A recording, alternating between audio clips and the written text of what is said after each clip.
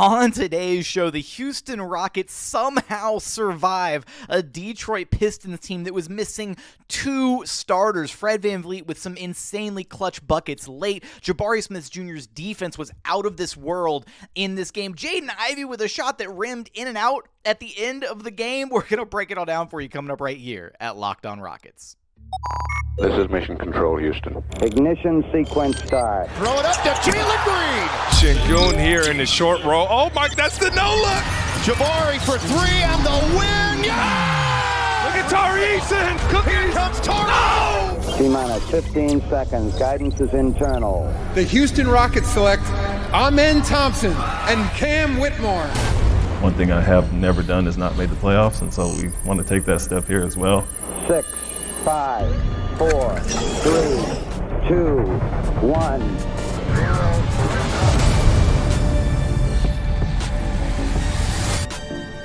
A win is a win is a win. It was an ugly win, but a win is a win. What's up, and welcome to another edition of Locked On Rockets, your daily podcast home for everything Houston Rockets basketball. As always, I'm your host, Jackson Gatlin, native Houstonian and credentialed media member. I'm also the host of Locked On NBA Mondays. Be sure to follow along on Twitter at JT Gatlin, and the show, of course, at Locked On Rockets, free and available wherever you listen to your podcasts, including YouTube. Now, today's episode is brought to you by Jace Medical. Empower yourself when you purchase a Jace case, providing you with a personal supply of 5 antibiotics that treat 50-plus different infections. Get yours today at jacemedical.com and use code LOCKEDON to get $20 off your order. That's JASE medical.com. And as always, thank you so much for making Locked On Rockets part of your day every single day, whether you're on the way to work, on your lunch break, in the gym, praying to whatever deity you believe in, that the Rockets don't ever come this close to losing a game to the Detroit Pistons ever again. Thank you for being an everyday, or thank you for making the show part of your day every single day. Rockets scrape out the 112-110 win against a Detroit Pistons team that did not have Cade Cunningham, that did not have Bojan Bogdanovic, and that did not have any reason to be in this game, and leading. The Pistons were in command of this game for most of the evening, and there were two main reasons that the Rockets were able to secure this win. The number one reason was Fred VanVleet, who led the charge late in this game. Number two reason was Jabari Smith Jr., whose defense saved the Rockets on numerous occasions in this game. The ending of this game was absolutely insane. So let's run it back, because I gotta give so much credit to Fred VanVleet and Jabari Smith Jr., who had zero interest in losing this basketball game. Fred VanVleet is your Locked On Rockets player of the game. Jabari Smith, co-Locked On Rockets player of the game. Fred and Jabari, they both get it, because they were the two guys who showed up. Jabari was consistent all game. Jabari was awesome. His defense was there, and Fred showed up when it mattered most. He was a bit of a non-factor in the first half, but had a huge second half, had 17 of his points there in the second half, had 12 of them in the fourth quarter, including a personal 8-0 run to give the Rockets the lead, to take command of this game late. It started, late in this game, Rockets were trailing 107-102, and Jabari Smith Jr. and Jaden Ivey had been cooking all game. Jabari Smith Jr. checks Jaden Ivey, forces him into a really tough contested floater, and that's just par for the course. Jabari's defense was so impressive on whoever he was guarding in this game. So many important stops, especially down the stretch of this game, that we're going to get into some of them here. Forces Ivey into a tough miss. Fred then comes down on the other end, gets an and one bucket, drives it in, hits Kevin Knox, gets the contact, finishes the play. It's 107-105. Rockets are trailing by a bucket. Ivey comes down, gets fouled by Jalen Green, misses 2 key free throws. Huge misses there by Jaden Ivey. Subsequent possession, Rockets run some offense. Jalen Green tries to drive it in, and he's a little indecisive on the drive. We're not sure if he's going to shoot. He tries to get the ball back to Sengun. Pistons blow it up. It's a turnover. Comes back down on the other end. Jalen Duren goes up for a shot right at the rim. Jabari erases the shot from Jalen Duren and somehow gets the block and subsequently the rebound on the same possession, which is really hard to do, to block a shot and also be in position to get the ball back.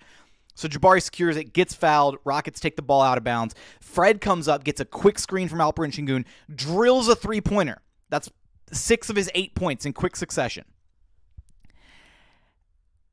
Rockets are now leading at this point 108-107. They're leading by a point.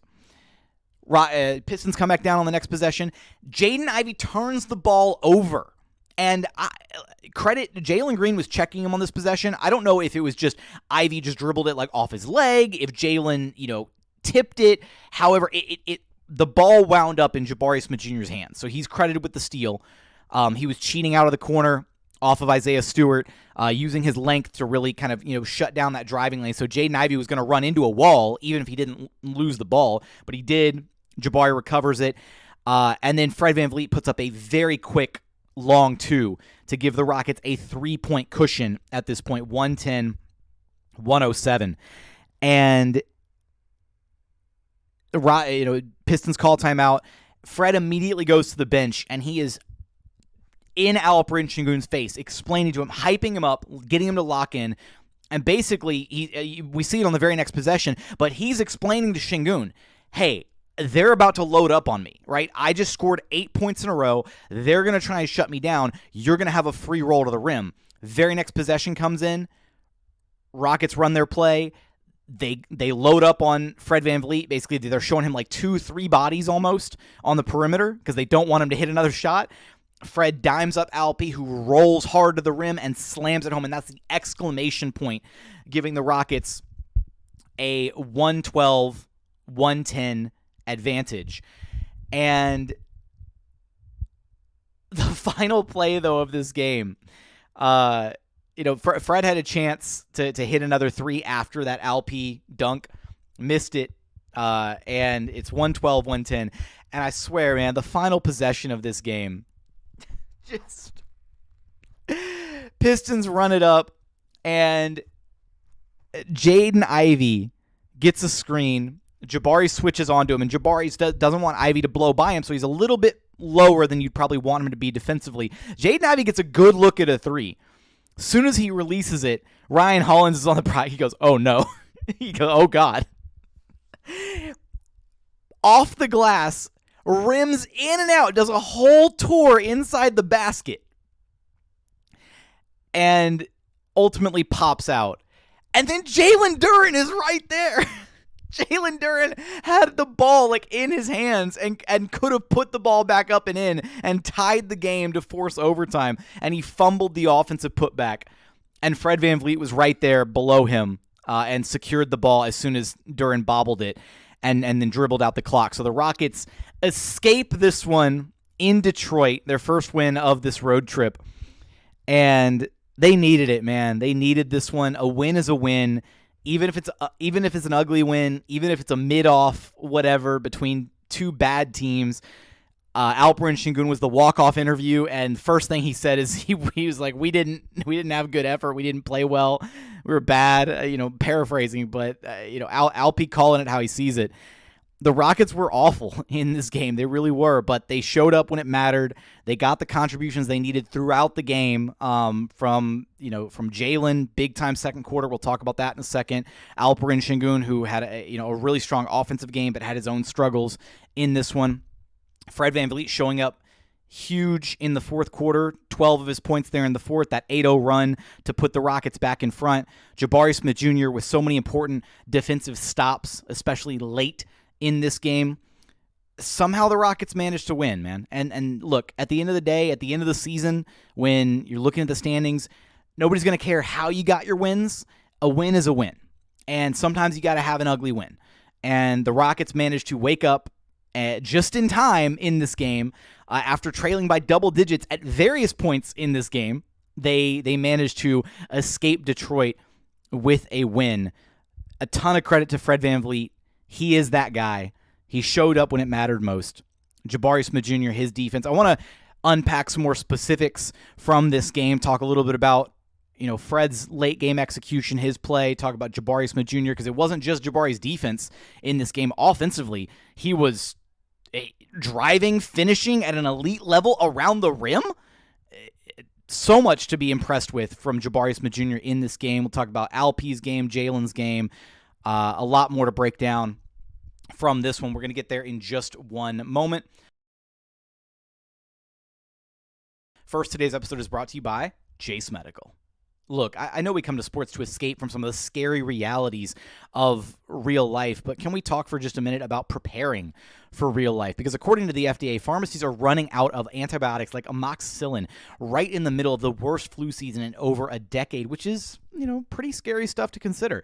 I can't imagine a more helpless feeling than if a close friend or a loved one got sick while a supply chain issue kept them from the life-saving medication that they needed. Thankfully, you don't have to worry about that because Jase Medical has you covered. The Jase case is a pack of 5 different antibiotics to treat a long list of bacterial illnesses, including UTIs, respiratory infections, skin infections, and so many other things that you might have to worry about. This stuff can happen to any one of us. Visit jasemedical.com and complete your physician encounter. It'll be reviewed by a board-certified physician, and your medications will be dispensed by a licensed pharmacy at a fraction of their regular cost. It's never been more important to be prepared than today. Go to jasemedical.com and use offer code LOCKEDON to get $20 off your order. Again, that's code LOCKEDON for $20 off your order at jasemedical.com.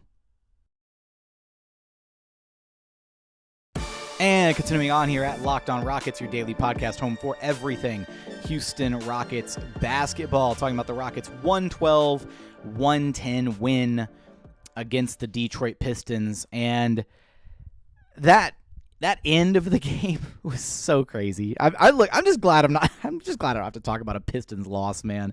I was ready to do I've got a little brown bag over here that I was going to put on my head and just I was going to do the bag over the head. I was going to dim the lights in the room, just embrace the darkness if the Rockets had lost to the Pistons, because they would have been, the punchline of a very terrible joke had that happened, to losing to the Pistons with no Cade Cunningham, no Bojan Bogdanovic. That would have been just awful. Thankfully, we don't have to talk about that. The Rockets managed to show up when it mattered. And again, the guy who led the charge here was Fred VanVleet. And I know I kind of recapped the end of the game, but I just want to highlight here for a moment, what it means to have a leader like Fred on the floor. Because it's one thing, right, to have the improved coaching staff and have Ime Udoka and all that, but you need a guy like that on the floor that can be a calming influence. And that's exactly what Fred is for this young group. He is a calming influence. You have confidence that he's going to make the right play or the right decision late in games. I know he missed that three-pointer late, with a chance to give the Rockets a bit more of a buffer. But at the end of the day, you live with that shot. That's a shot you're okay with Fred taking, because up to that point, he was on fire. He was hitting everything, right? He showed up when it mattered most in this game. So you live with his decisions, because by and large, Fred makes really good decisions over the course of the game. In this one, not only did he have the 8-0 run to take control of the game, not only was he, leading the charge there in the fourth quarter and spearheaded the comeback, he had 12 dimes, 0 turnovers. Fred is so much better than advertised. I was excited about the Fred signing, and he has been even better than I expected him to be as a Houston Rocket. So I just want to give him a lot of credit for being the leader that this young group of players needs, and for showing up in moments like this late in games, and for being the conductor, the orchestrator, and getting everybody lined up, getting Alpe in the right position to have that exclamation point dunk at the end, the Rockets' final bucket in this game. A lot of good stuff from Fred VanVleet in this one, even if he didn't, again, he kind of sleptwalk a little bit there, or was sleepwalking a little bit in the first half, but the whole team was kind of sleepwalking in the first half. The whole team minus, it was just kind of a weird game. The game flow was super weird in this one. It was choppy. The Pistons were on fire early from 3, and then they cooled off. Offensively, Jabari Smith Jr. started the game in a big way. He had that big dunk early on, had 8 or 9 points in the first quarter. He was, finishing well at the rim, getting a lot of looks on the inside. Sengun had it going early, and then Jalen took over the scoring burden in the second quarter.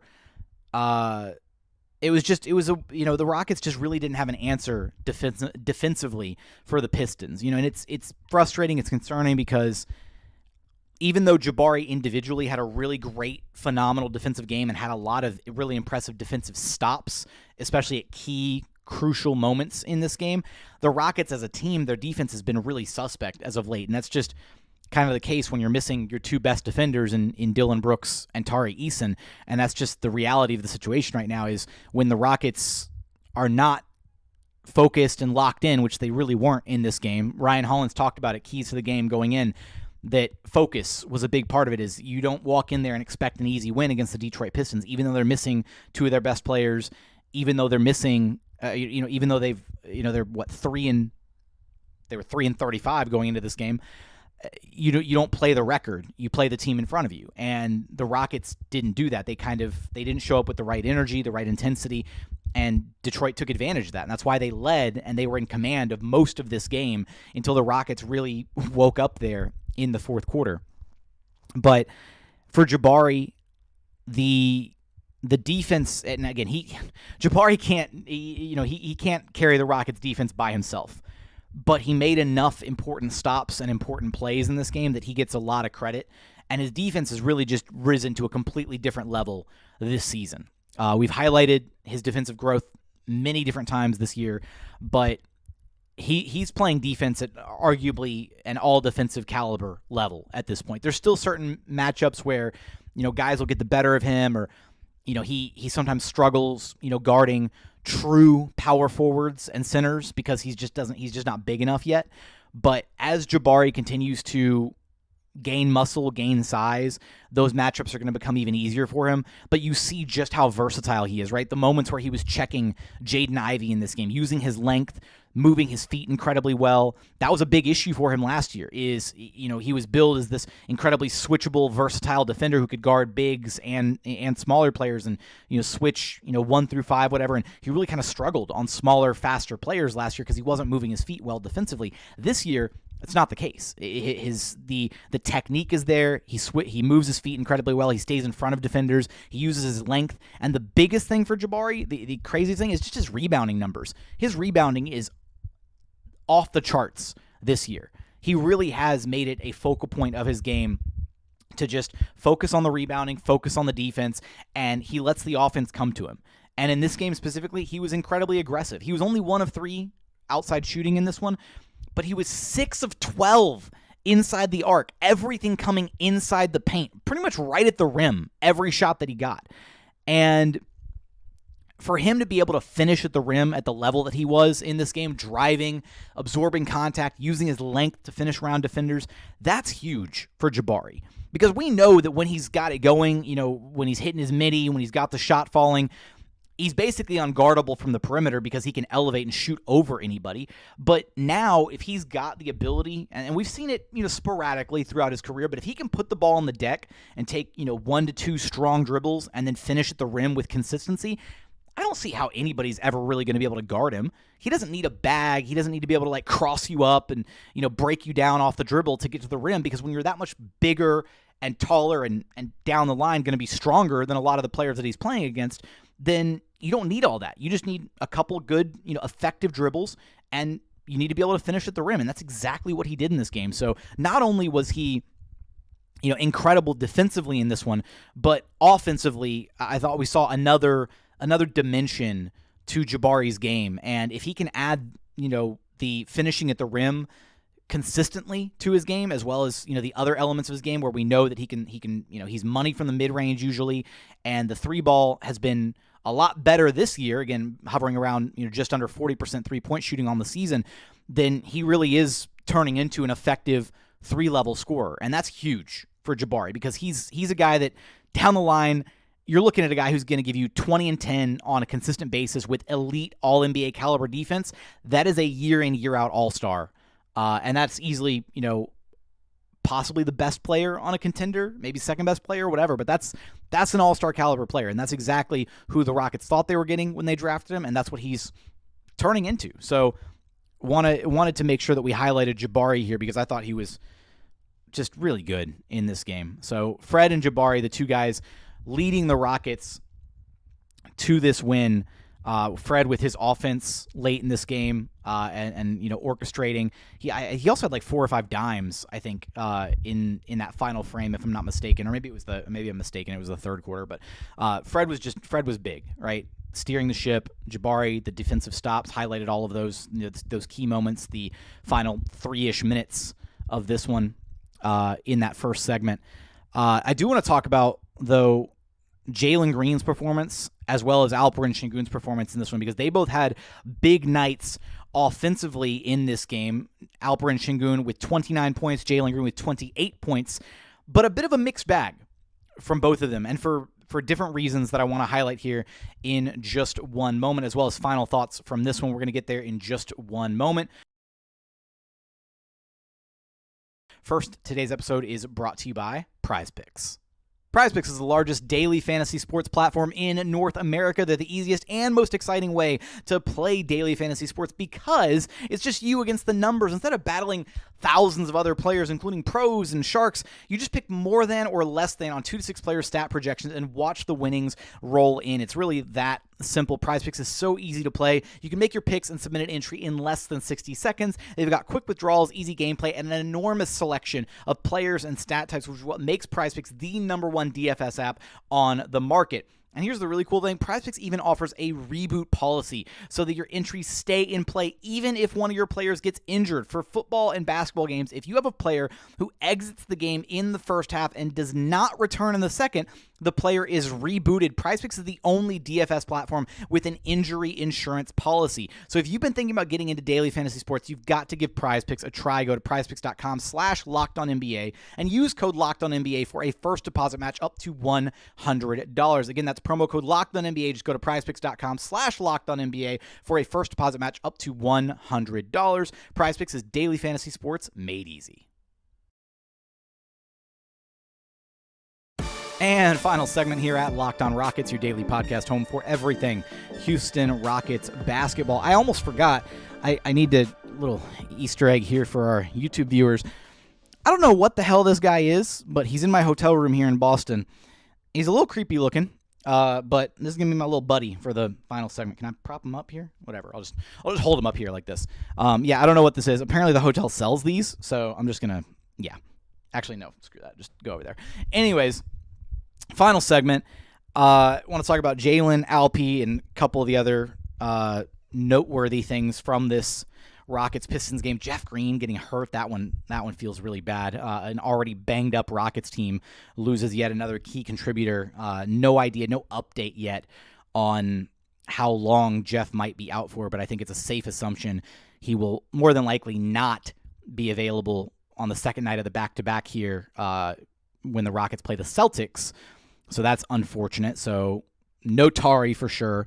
Likely no Jeff. Maybe Dillon plays because he's supposed to return at some point on this road trip. But anyways, let's go Jalen Green first. Because Jalen in this game, he had 28 points. He had 28 points on 25 shot attempts. Now here's the thing. Jalen had an incredible second quarter. 16 points, 6 of 10 shooting. He was on fire. He was unguardable in that second quarter. Pardon me. I don't have my cough button when I'm on the road. He had a 55% usage rate in the second quarter. That's absurd to think about.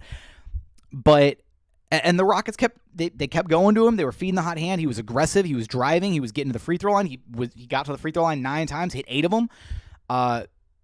Really impressive stuff from Jalen in the second quarter.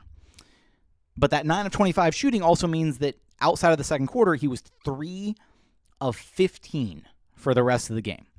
So I want to give Jalen his credit because he was awesome in the second quarter, and he dug the Rockets out of the first early deficit that they faced with the Pistons. They trailed, by 7 after the first quarter, 30-23. They trailed by as many as 12 in the second quarter, I believe, and Jalen dug them out of that 12-point deficit in the second quarter. He was that good. He was all of the Rockets' offense, basically, in the second quarter. So I want to give him credit for that. But this is just kind of the issue where with Jalen, I'm not going to, I love the aggressiveness from him, and that's what he has to be. He has to be aggressive. He has to take those shots. It's not like he was taking bad shots throughout the game. In fact, I really felt like, the shots that he was taking were good shots. He didn't really make a ton of mistakes.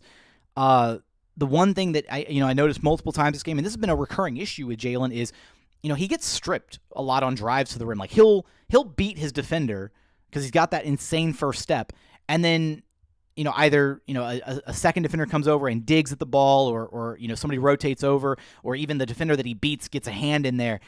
And I don't know if it's just a technique thing, like the way that Jalen's like protecting the ball on drives, or if it's like a strength thing. We know that he's got kind of like smaller-ish hands, which could be a problem. But I do wonder, right, as Jalen gets stronger, as he gets bigger, if that'll just naturally get better, because that's something that he has to get better at, is just protecting the ball on drives. The number of times that he'll break, beat a defender and then still loses the ball when he's getting ready to go up because they strip him is a little maddening. So there's elements of Jalen's game that we know that we've highlighted, right, that he needs to get better at. But by and large, he was a part. He was a part of the Rockets' win. Even though he struggled in the second half and the offense wasn't there and he wasn't hitting shots, he was a big part of that second quarter. That 16 points was important. And again, his 28 for the game, even though it wasn't an efficient 28 whatsoever, they needed every single one of those 28 points to be able to eke out this win. So he did his thing. It's a little bit more of the same, right? As he has one, maybe two good quarters in a game, and then he has a couple quarters where they're just not good. And I don't know what the solution is at this point, whether you take the shots away from him when he starts missing, or do you live with those shots and you're just like, no, he's cool, because if he hits 4 or 5 more shots, then we're talking about a very different game right now, where we're like, hey, he had an efficient, awesome game, and he had like a 30-piece or a 35-piece, whatever, against the Pistons. It's also worth noting this was Jalen's first time playing in Detroit ever since, and he made those comments about the city after he was drafted and after he didn't get taken by the Detroit Pistons #1 overall. So this was definitely probably an opportunity for him where, of course, he wanted to show out and make sure he got some buckets and, played well against the city that passed over him, that he made sure to share some comments about. So yeah, look, I'm not going to harp on Jalen too much. I didn't have an issue with the shots that he was taking. It's just a matter of, he didn't hit the shots, in the second half. So, by and large, I thought he had a good game. Alperen Sengun, 29 points, and he was cooking offensively in this one. 29 points, 12 of 19. It was kind of weird, though, that the last time the Rockets played the Pistons in Houston, in the third quarter, they realized, hey, maybe we shouldn't let Alp play straight up against Jalen Duren, or we shouldn't just post him up, because Jalen Duren's actually a pretty decent one-on-one defender, and instead let's carve him up in the pick and roll, right? Get him in motion and then attack him with Alp, out of those short little, elbow pick and rolls. And they didn't really do that a ton in this game. It was really weird. I don't know. I felt like the Rockets found the recipe for attacking the Pistons defensively or offensively, whatever, last game, and then they just didn't really do that this game. And it's not that there were moments where Alp was struggling, but because again, he had 29 points, 12 of 19 shooting. He had it going. So maybe they just didn't feel the need to. But what really stood out from Alp in this game, the offense was there. We know what he's good at offensively. Defensively, he really struggled to contain the bigs in this game. He struggled in the pick and roll at times. He had a couple good moments where he broke up a lob play and had some good stops, but it really felt like the interior was kind of just open in this game. And a big part of that is the Rockets' perimeter defense was not great, and I'll get to that in a second here. So their perimeter defense really struggled in this one, which is also going to make the interior defense look worse. But the biggest part, and this was my biggest frustration with Alp in this game, is the rebounding. It really felt like he wasn't doing a good enough job, boxing out, whether it was Duren, Isaiah Stewart, Bagley, not that any one of them had a massive rebound total individually. I mean, you look up and down, Isaiah Stewart only had 7 boards, Jalen Duren had 8 of them. it's not like, I don't know, it's not like they dominated the glass so much that you're just like, oh, well, he was a non-factor. It's just Alpe's the big man. It's his responsibility to box out. It's his responsibility to be active on the boards, and I felt like he really wasn't in this game. And you expect more from Alpe than what he gave you in the rebounding department in this one. Maybe he was a little gassed, whatever it was. Again, he talked about it after the game. He said the effort wasn't there. So we know that he's one of his own worst critics. We know that he's going to look back on this and figure out and understand that he needs to be better moving forward. But I wanted to make sure I pointed that out because the Rockets as a team are not a big team. And you look at Jabari, who did his work on the boards. He had 11 rebounds, 6 of them on the defensive glass, 5 offensive boards. Only 6 rebounds for Alperen Sengun is largely kind of unacceptable. That needs to be better, especially when you're dealing with a team like the Pistons, who have a lot of size, right? They're basically running 2 centers in Jalen Green and Isaiah Stewart. Kevin Knox has a lot of size. And then, off the bench, they brought in, Bagley. Not that he's a big dude, but and then when you're not boxing out, when you're not doing the work on the glass, then you are susceptible to other guys sneaking in for offensive rebounds, like Asar Thompson, who got a couple offensive boards. Jaden Ivey, who was all over the offensive glass in this game, had 5 offensive rebounds. So the Pistons actually beating the Rockets in the rebounding department 46-41. Not a good recipe, not something you want to see happen. But hey, look, Rockets got the win. Ugly win, but they got it. Speaking about, I mentioned the Rockets' lack of perimeter defense a moment ago, and that has been, without Dillon, without Tari, that's been a recurring issue, and it's going to continue to be an issue until one, if not both of those guys actually come back.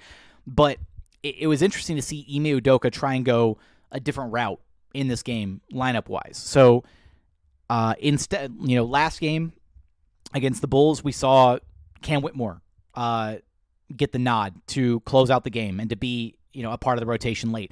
This game, we saw Reggie Bullock. We saw his number called in this one. And Reggie playing a majority of the minutes there in the fourth quarter. He had like 9.5 minutes played in the final frame.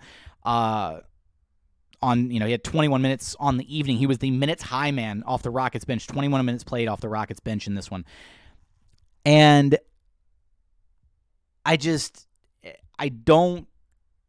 think it's like a veteran thing because it's like, okay, he's the safe pick. He's a veteran, but Reggie's lost a step, man. Like, there was a play late in this game where Jaden Ivey blew by Reggie Bullock, and he looked like a turnstile. He barely moved, and Jaden Ivey was gone and already at the rim before Reggie, even registered that he was driving.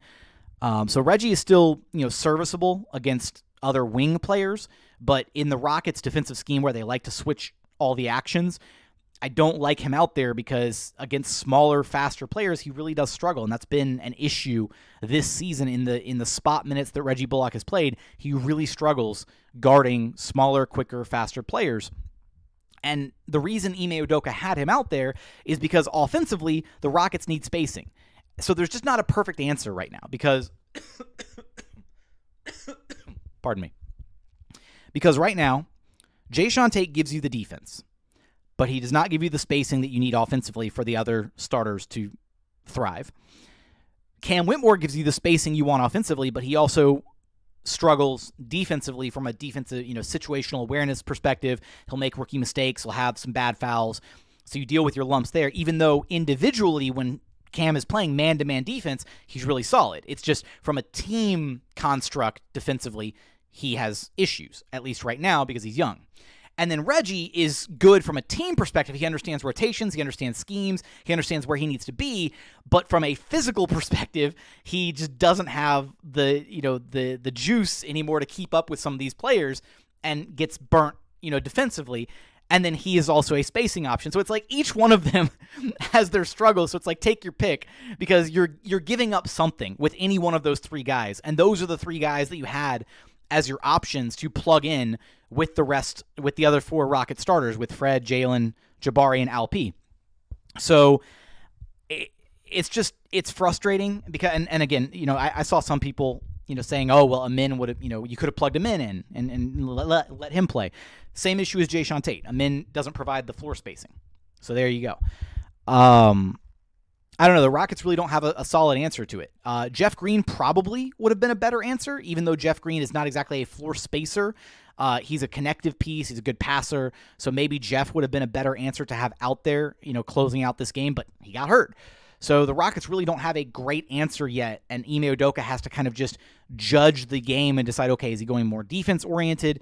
Does he need the team defense? Does he need the individual defense? Because that's the difference between Reggie Bullock and Jae'Sean Tate. Or does he need the offense of a Cam Whitmore, somebody who is, a bit more reliable? Because Reggie, unfortunately, even though defenses treat him like a floor spacer and a shooter, he has not been good from distance either. He is not shooting the ball well. So the Rockets are just struggling from a roster standpoint. They've got a lot of holes in this roster. They're dealing with the injuries, but they got an ugly win, and that's all that matters.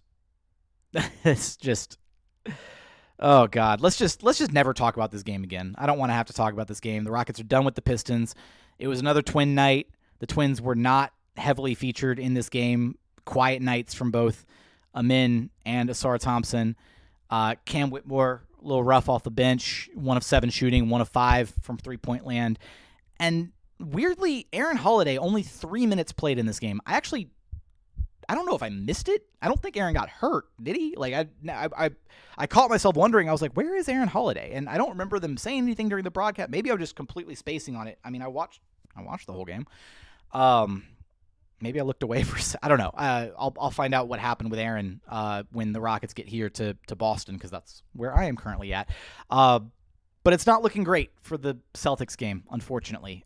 Second night of a back-to-back, and Rockets exerted a ton of effort against the Pistons, and now they're going to have to face a Celtics team that is undefeated at home, that is coming off of a very embarrassing loss, their worst loss of the season on the road against the Milwaukee Bucks. And not only that, it's also Ime Udoka's return trip to Boston, so they're going to want to show off in front, or show up their old coach, all of that. So the Rockets are basically headed for a scheduled loss. I would love to be wrong about that. I would love for the Rockets to prove me wrong, and I would love for the Rockets to somehow hand the Celtics their first home loss of the season. Do I think it's going to happen? More than likely not, but I would love to be wrong about that. On that note, give me your thoughts from this Rockets-Pistons game. Just whatever thoughts, emotions, feelings you had about the final sequence of events. Jaden Ivey's 3-ball that, went down, around, in and out, took a whole tour around the cylinder and decided to pop back out. The Rockets, snatching victory from the jaws of defeat. Everything we talked about in this episode. Let me know in the YouTube comments. Give me your thoughts. If you haven't done so yet, subscribe wherever you listen to your podcasts, and search us up on YouTube. Search Locked on Rockets. Like, comment, subscribe, all that good stuff. But as always, thank you so much for watching. Thank you so much for listening. And we look forward to having you back right here at Locked on Rockets, your daily podcast home for everything Houston Rockets basketball.